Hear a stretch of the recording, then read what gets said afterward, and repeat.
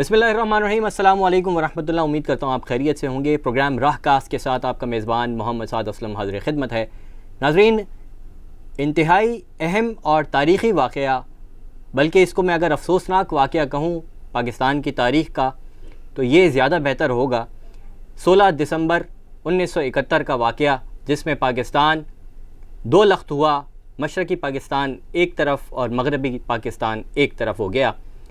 इसी वाक़े को डिस्कस करने के लिए आज हमारे साथ मारूफ़ अदीब, राइटर और इस्लामिक स्कॉलर मौजूद हैं। जनाब सैयद फरासत शाह साहब हमारे साथ लाइन पर मौजूद हैं। उनसे इस वाक़े की अहमियत के हवाले से बात करेंगे कि क्यों हर पाकिस्तानी को इसके बारे में जानना इंतहाई ज़रूरी है। अस्सलाम वालेकुम शाह साहब। वालेकुम अस्सलाम साद असलम साहब। कैसे हैं सर, खैरियत से हैं आप? अल्हम्दुलिल्लाह अल्हम्दुलिल्लाह। शाह साहब, इंतहाई अहमियत का हामिल ये मौजू है जिसके ऊपर आपने एक किताब भी लिखी है और आपकी गहरी नज़र है, इसीलिए हमने आज आपको तकलीफ़ दी है। आपका वक्त जो है हमें दरकार इसी के लिए था कि आप कुछ रोशनी डाल सकें इस इंतहाई अहमियत के हामिल इशू पर, इस मौजू के ऊपर, कि क्यों तमाम पाकिस्तानियों को इसके बारे में जानना बहुत ज़रूरी है और क्यों हमारी जो नई नस्ल है उसे इसके बारे में पता होना चाहिए। इसकी अहमियत हमारे लिए इतनी ज़्यादा क्यों है? जी अच्छा, साद असलम साहब, एक तो मैं थोड़ी सी तस्दीक कर दूं कि इस मौजू पे मैंने कोई किताब तो नहीं लिखी है, लेकिन ये भी बात ठीक है कि मेरी कोई किताब शायद ऐसी नहीं है जो जिसमें इस वाक़े का या इस सानहे का जिक्र ना हो जी। मुख्तलिफ हवालों से कि इसमें जो हमारी कमी कोताहियां रही हैं हमारे गवर्नमेंट के सतह पे और दीगर जो इदारे हैं उनके हिसाब से, और हमारे अपने जो बहुत सारी खामियां हम में रही हैं जिसकी बिना पर ये सब कुछ हमें देखना पड़ा, उसका अहाता किया गया है मेरी मुख्तलिफ किताबों में। अब्दुल्ला आज़ाद है, इसी तरह अपना मकाम पैदा कर, ये जो किताबें, इनमें सब में आपको कहीं ना कहीं ये मिलेगा। उसकी वजह ये कि मैं तो विटनेस हूँ इसका। आपकी उम्र तो कम है, लेकिन मैं उस वक्त मौजूद था और मैं इसको महसूस कर सकता था उस वक्त भी। 10 साल मेरी उम्र थी। जी हाँ, तो 71 का वाक़या है। 10 साल की उम्र में आदमी को याद रह जाता है चीजें, और मुझे बहुत अच्छी तरह याद है कि इस वाक़े के जो हुए थे असरात वो किस तरह हुए थे। मुझे याद है कि पाकिस्तान टेलीविजन की जो टीवी की जो न्यूज़ कास्टर थी, उसने जब ऐलान किया था ढाका फॉल का, तो उसके साथ वो रोप पड़ी थी टीवी पर, क्योंकि उस जमाने में एडिटिंग वगैरह का सिलसिला नहीं होता था, डायरेक्ट टेलीकास्ट होती थी। बिल्कुल ऐसे ही। तो ये तो एक वाक़या हुआ, और उसके बाद यानी ये एक गम की कैफियत थी, एक अरसे तक बरकरार रही, और अभी भी जब हम इसे याद करते हैं तो जाहिर है कि बहुत बड़ा गम है हमारी जिंदगियों का। और फिर इसके साथ जैसे आपने कहा कि असल बात यह है कि इससे हम क्या सबक सीख पाते हैं, और जो कौमें अपनी कोताहियों पे नजर कर लेती हैं उनसे सबक सीख पाती हैं, तो ये उनकी कामयाबी है दरअसल। तो इसी सिलसिले में हम आज बात कर रहे हैं, इसकी अहमियत पे भी बात करेंगे और इसकी वजूहात पे भी कुछ ना कुछ बात कर लेंगे। एक बात में देखें, क्योंकि हम आज के तनाजुर में जो चीजें देख रहे हैं उससे जो लोग अगर इसको रिलेट करेंगे ना जो हुआ था, तो वो मेरे ख्याल से एक फायदेमंद बात होगी हमारे लिए आज और ज्यादा। तो मैं यहाँ से शुरू करता हूँ बात को कि जब आपस में मकासमत होती है, जंगें होती हैं कौमों की, तो उसकी जो वजूहात होती हैं उसमें कामयाब पार्टी कौन सी ठहरती है, अहम सवाल। इसकी वजूहात, हाँ जी, उसकी वजूहात के ऊपर हम अगर ये जरा सा गौर कर लें तो मेरी नजर में 2-3 वजूहात हैं, अहम और भी होंगी छोटी मोटी, लेकिन जो सबसे बड़ी वजह मुझे समझ में आती है वो ये है कि जो जाहिर है कि हम कहते हैं कि जिसको अल्लाह की नुसरत हासिल होती है वही विन करता है, और अल्लाह की नुसरत उनके साथ होती है जिनके पास मॉरल हाई ग्राउंड होता है। मिसाल उसकी आज आपके सामने है, जो कुछ गजा में हो रहा है, अपेरेंटली तो नजर आ रहा है कि वो बहुत मार खा रहे हैं फलस्तीनी और ये सब हो रहा है, लेकिन उनके पास मॉरल हाई ग्राउंड है। तो अल्टीमेटली उनको इसके नतीजे में ایک اچھی کامیابی اور ایک اچھا مقام مل پائے گا. میں صرف آخرت کے حوالے سے نہیں بات کر رہا, اس میں تو کوئی شک نہیں ہے, لیکن دنیاوی حوالے سے بھی اس میں اللہ تعالیٰ کا یہ وہ انصاف کا تقاضا ہے کہ وہ یہ کرتا ہے. جس طرح ساری دنیا کی عوام کو ان کی پشت کے اوپر اللہ تعالیٰ نے, یہ اللہ تعالیٰ کی تدبیر ہے کہ مغرب سے بھی جو ہے وہ ان کے لیے پہلی بار اتنی بڑی جو ہے وہ آواز اٹھ رہی ہے. زیادہ تر جو مظاہرے بھی دیکھنے کو ملتے ہیں وہ مغرب کی طرف سے ملتے ہیں. مسلمان کم بات کر رہے ہیں اس پہ, مغرب کے عوام جو ہے وہ زیادہ بات کر رہے ہیں. ٹھیک ہے, بالکل یہی بات ہے. اور اس کو اگر ہم اس 1977 کے معاملات کے ساتھ دیکھیں کہ وہاں پر جو ہماری حالت تھی, ایک تو ویسے ہی ہمارا جو مورل ہائی گراؤنڈ ہمارے پاس موجود نہیں تھا. اس کی وجہ یہ تھی کہ آپ اس کو صرف یہ نہیں کہہ سکتے کہ وی ور پرسیوڈ ایز سچ کہ جی ہم زیادتی کرنے والی پارٹی تھے. وہ بھی اس میں ضرور تھا, اس کا ایکسیجریشن ضرور تھا, بھارت نے اس کا بھرپور فائدہ اٹھایا, اس پہ ہم بات کریں گے. لیکن یہ کہ ٹو اسٹارٹ ود ہمارا جو پوزیشن تھی وہاں پہ, ہماری گورنمنٹ کی اور ہماری اسٹیبلشمنٹ کی, ہماری ملٹری کی, جو وہاں پہ جو بھی ان کی پالیسیز رہیں, جس کے نتیجے میں ہمارے سیاستدانوں کی بھی, یہ ساری پارٹیز جو تھیں انہوں نے ایک مورل لو گراؤنڈ پہ ہم کو لا کے کھڑا کر دیا تھا اپنے ہی ملک میں, اپنے ہی شہریوں کے خلاف. اس کا بھرپور فائدہ بھارت نے اٹھایا. تو یہ جو سب سے پہلی وجہ میں نے کہا کہ کامیابی کی ہوتی ہے اور جس سے اللہ کی نصرت بھی ملتی ہے, وہ ہمارے ساتھ موجود نہیں تھی وہاں پہ. صحیح. تو ایک تو یہ سمجھ لیں. ٹھیک ہے. اچھا, اس کے بعد یہ دیکھیں کہ اس کے بعد جو دنیاوی معاملات ہوتے ہیں نا, جیسے کہ آپ یہ دیکھ لیں کہ اس جو آپ کی جو مین اینڈ مشین اکوپمنٹ, آپ کے پاس کتنی فوج تھی, کیا کچھ آپ کے پاس وہاں پہ موجود تھا, اس حساب سے بھی ہم جو تھے وی ور انفیریئر. بہت ہی نمبر میں تو 1:10 تک کی لوگ بات کرتے ہیں کہ وہاں پہ آرمی کی جو اکویشن اور آپ کی سپلائی لائنز نہیں تھیں. یہ ساری چیزوں کا احساس ہماری کمانڈ کو, جو ملٹری کمانڈ ہے یا حکومت اس وقت کی تھی, اس کو ہونا چاہیے تھا, اور اسی طریقے سے آپ کو پلاننگ کرنی چاہیے تھی. ایک تو ہم مورل بیسس پہ فیل ہو گئے, دوسرے اپنی پلاننگ میں فیل ہو گئے. اور ایسا نہیں ہے کہ ہمارے پاس پلان موجود نہیں تھے. میں نے اپنی کتاب میں کہیں اس بات کا ذکر کیا ہے کہ صاحبزادہ یعقوب خان جب وہاں کے ایڈمنسٹریٹر تھے, اس کے بعد انہوں نے ریزائن کر دیا تھا.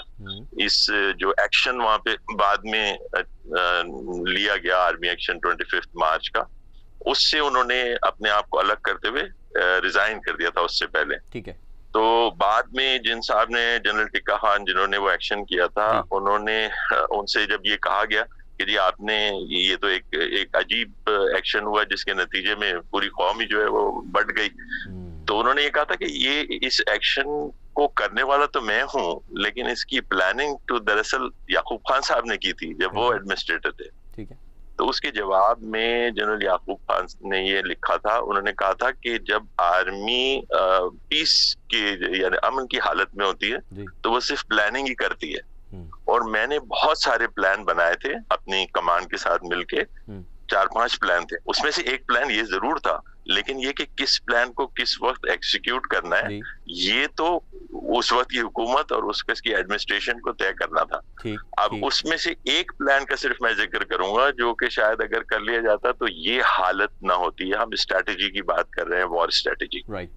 ایک پلان اس میں سے انہوں نے جس کا ذکر کیا وہ یہ تھا کہ ایک دوآبہ تھا 2 دریاؤں کے درمیان جو ہوتا ہے, اچھا بڑا علاقہ تھا, وہاں پہ 2 دریاؤں کی سرزمین تھی.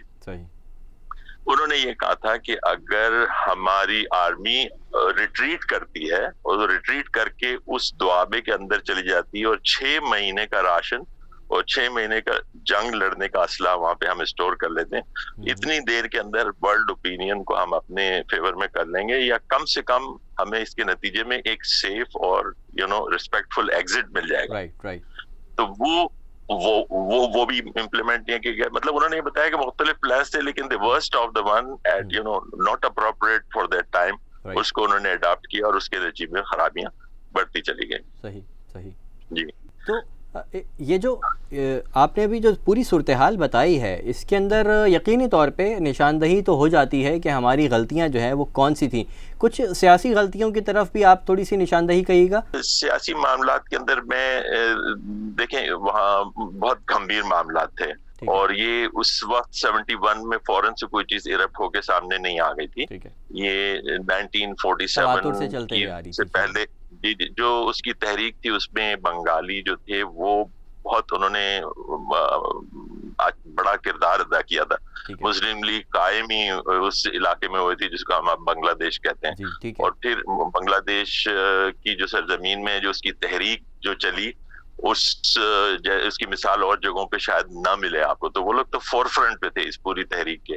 اس کے بعد جب وہ جو آزاد ہو گئے اور آبادی میں بھی نمبر میں بھی وہ کیونکہ زیادہ تھے تو وہ ان کے کوئی گریوینسز تھے جس کو ایڈریس نہیں کیا گیا ٹائملی اور صحیح انداز میں, ورنہ یہاں تک بات نہیں پہنچتی. اور ایک لمبے عرصے تک نہیں کیا گیا, مستقل نہیں کیا گیا. جی ایک لمبے عرصے تک نہیں کیا گیا.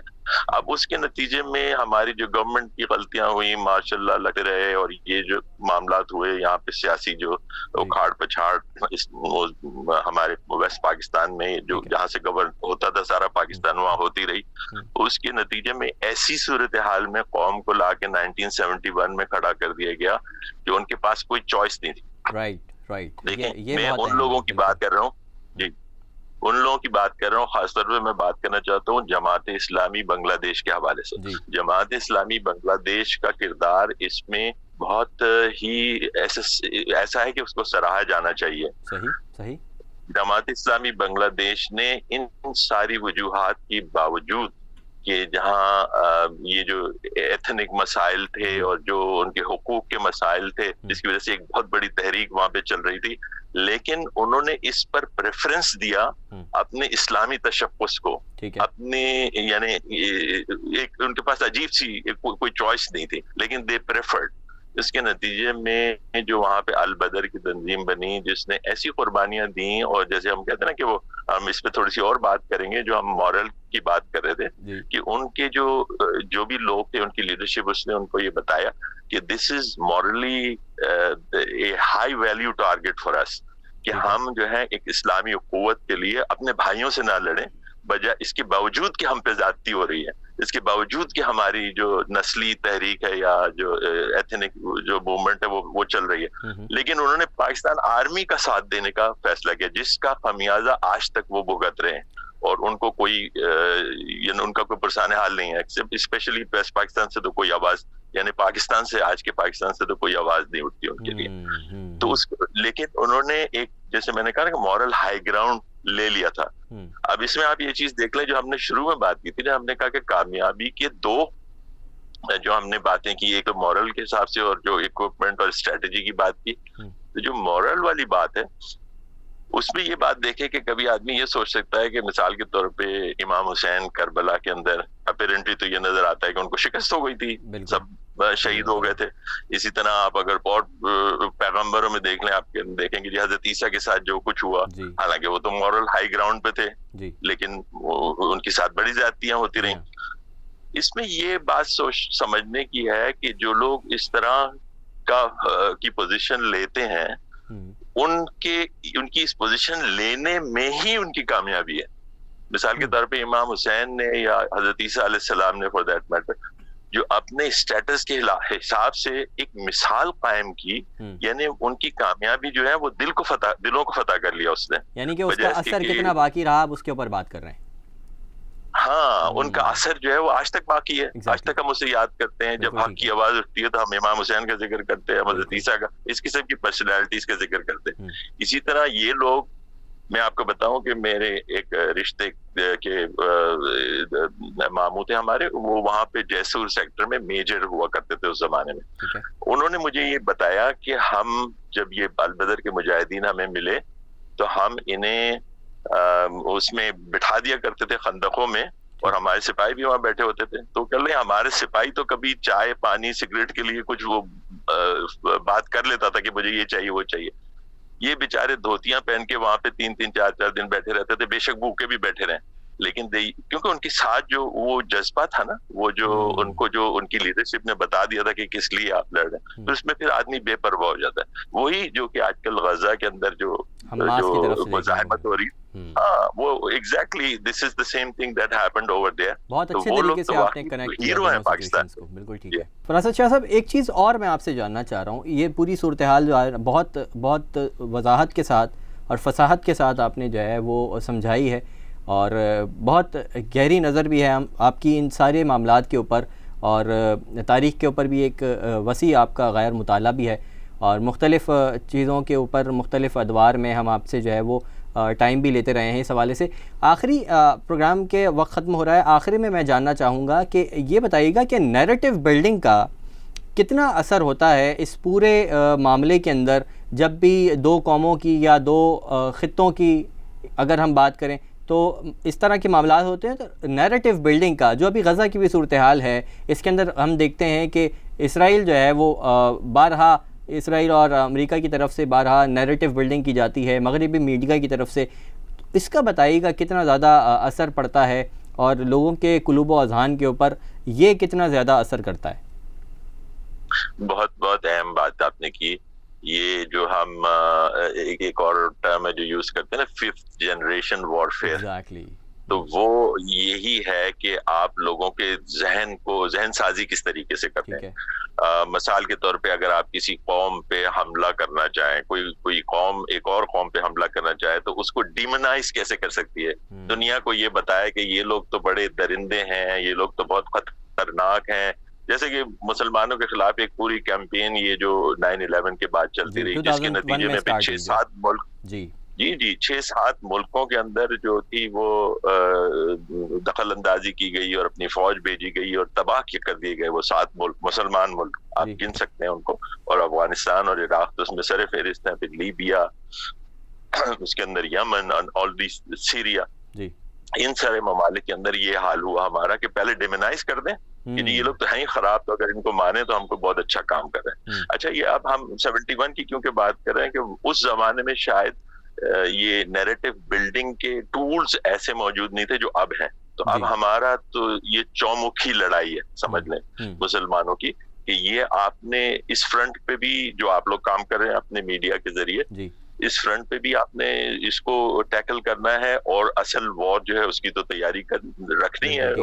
مسلمانوں کو کہا گیا ہے کہ اپنے گھوڑوں کو تیار رکھیں، تو وہ بھی کرنا ہے اور یہ بھی کرنا ہے، دونوں چیزیں. لیکن 71 کے اندر جی 71 کے اندر گو کہ اتنا زیادہ اس میڈیا کا اور رول نہیں تھا، لیکن اس کے باوجود ظاہر ہے کچھ نہ کچھ تو تھا، لوگوں کے پاس خبریں پہنچتی تھیں. اس کو انڈیا نے بہت اچھی طریقے سے ایکسپلائٹ کیا تھا، بیکاز ہم نے غلطیاں کی تھیں، وہ ایکشن کیا تھا، مارچ 25 کا ایکشن کیا تھا. اس کے نتیجے میں ہمارا جو قریب ترین جو اس زمانے میں جو دوست ملک ہوتا تھا چین، وہ بھی ہماری مدد کرتے ہوئے جو ہے وہ کتراتا تھا. میں نے کتابوں میں پڑھا ہے جو مختلف لوگوں نے لکھی ہیں، بڑی کتابیں لکھی گئی اس پہ، کہ جو چائنیز ایمبیسڈر تھا اس نے ان کو کہا تھا کہ اپنے معاملات درست کرو آپس میں، ٹھیک ہے، بجائے اس کے کہ یہ ڈیپینڈنگ آن ادرس، کیونکہ وہ دوسروں کے لیے تو آپ کی مدد کرنے کا مشکل ہو گیا، کیونکہ you have put your self in such a situation. تو اس وقت بھی ہم یہ جنگ ہارے تھے وہاں پہ، اور اپنی غلطیوں کی وجہ سے بھی ہارے تھے. ظاہر ہے کہ دشمن تو ایکسپلائٹ کرے گا، آپ نے 4 کیا ہو تو وہ 8 بتائے گا. تو اسٹریٹجیکلی بھی ہم نے لوز کیا، مورلی بھی ہم نیچے تھے، فورسز کے حوالے سے بھی ہماری حالت کچھ اچھی نہیں تھی. اور پھر جو آپ نے یہ بات کی نیریٹو بلڈنگ کے حوالے سے، اس وقت بھی ہم ہار گئے تھے یہ جنگ نیریٹو والی بھی.